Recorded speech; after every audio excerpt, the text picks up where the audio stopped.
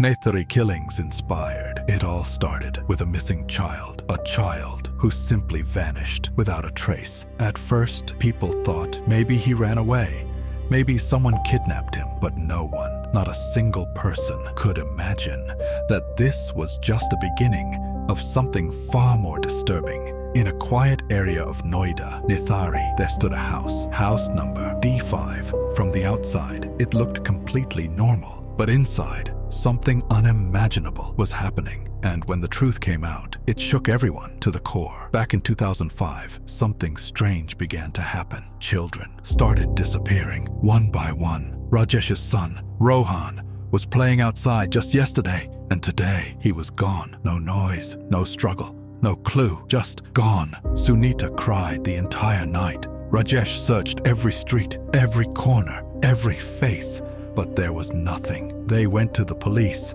filed a report, but the response was cold. Kids run away all the time. He'll come back. Days passed, then weeks, and then another child disappeared, then another, and slowly fear began to spread across the entire area.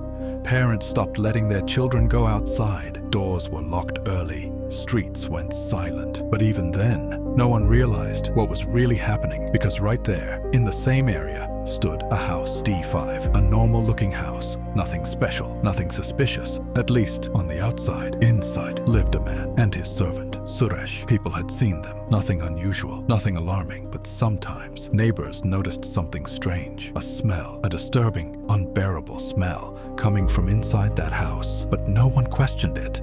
No one wanted to get involved, and maybe that was the biggest mistake, because while the world ignored it, something dark was growing. One day, Rajesh made a decision. He wouldn't wait anymore.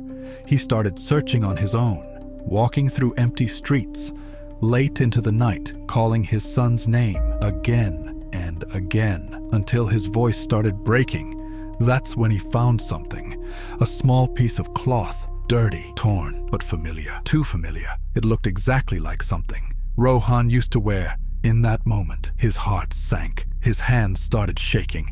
And that one clue led him to a place he had passed 100 times before. House number D5. This time, he didn't ignore it. This time, he went straight to the police. And this time, they couldn't ignore him. It was late at night. When the police finally arrived, the gate stood still, silent, like it was hiding something. They stepped inside, slowly, carefully, flashlights cutting through the darkness. The house looked normal, too normal.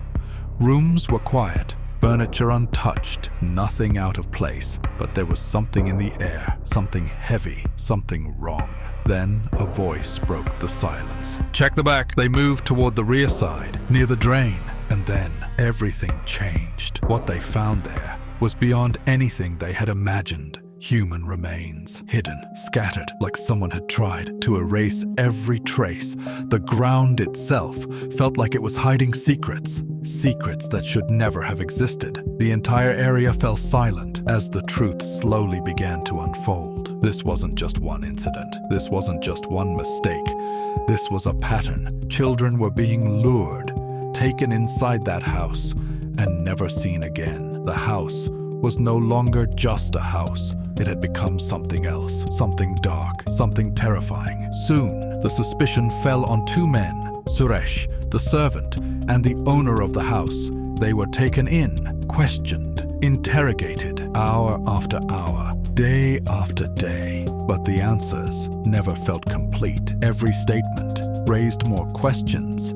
Every answer felt like it was hiding something else, and that's where the real fear began. Because the biggest horror was not what was found, but what was never fully explained. Different versions, different confessions, contradictions everywhere. Nothing matched perfectly, nothing felt final, and the deeper they looked, the darker it became. Even today, people still ask, what really happened inside that house? Who was truly responsible, and how much of the truth is still hidden? Because sometimes the scariest stories are not the ones we understand, but the ones that remain incomplete, unanswered, forgotten, but never truly gone. Some doors, once opened, should never have been touched, and some truths are better left in the dark.